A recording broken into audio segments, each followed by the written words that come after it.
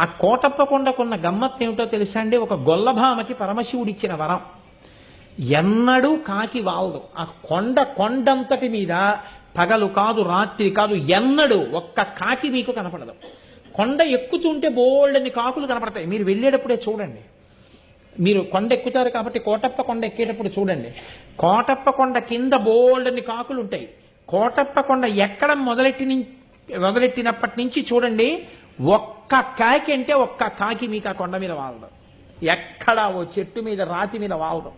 కారణం, ఒక గొల్లభామ రోజు అక్కడ ఉన్నటువంటి శివుడికి తీసుకొచ్చి అన్నం పెడుతుండేది, పెరుగు అవిని. ఆయన తింటుండేవాడు. నువ్వు ఊళ్ళోకి రా అంటుండేది ఆవిడ. అంటే ఆయన నవ్వేసి ఉడుకునేవాడు. దక్షిణామూర్తి, ఆయన నిశ్శబ్దంగా ఉండేవారు. ఆవిడ ఒకరోజు తీసుకొస్తూ చల్లకుండా తీసుకొచ్చి అక్కడ పెట్టి కూర్చుంది బడలికి. కూర్చుంటే ఒక